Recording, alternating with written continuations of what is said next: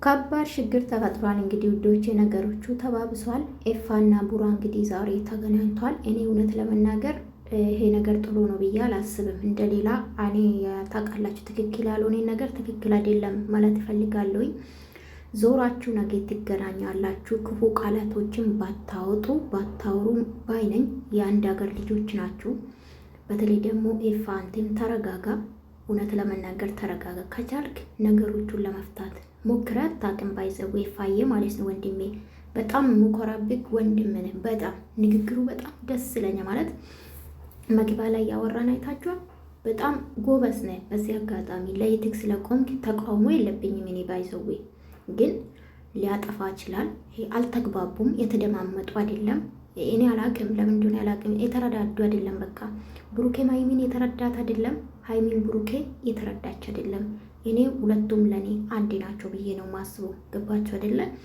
ላይፍ ይሄ አይደለም ማለት አንድ ሰው ሽላ ማለት አለበት። ነገሩን ለመፍታት ደግሞ ሁለቱም መስማማት። በቃ ህፃን አይደሉም።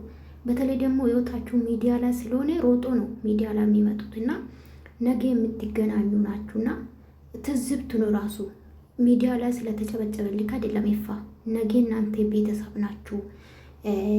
እንኳን ብሩኬና ሀይሚ አብራችሁ ባትኖሩ ራሱ ነገ ትገናኛላችሁ። ጎረቤት ናችሁ። አንድ ሀገር ልጆች ናችሁ። በክፉም በደጉም ልትገናኙ ትችላላችሁ ብዬ ነው ማስበውና ኤፋ ብሩኬም አንተም ተረጋጋ። ከወንድሙ ጋር ወጣ ውስጥ ምንድነው እንደዚህ አይነት ውስጥ ባትገባ አሪፍ ነው ብዬ ነው ማስበው። በተለይ ደግሞ የብሩኬ ወንድም ትላንትና የሰራ አልተመቸኝም ባይዘው።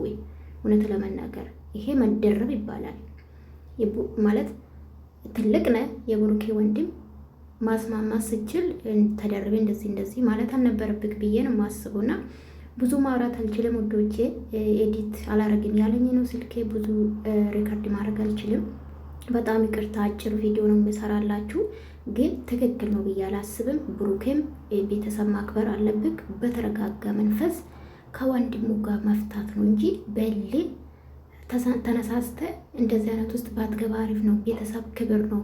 ኤፋንቴም ተረጋጋ። በቃ ይሄ መልእክቴ ነው።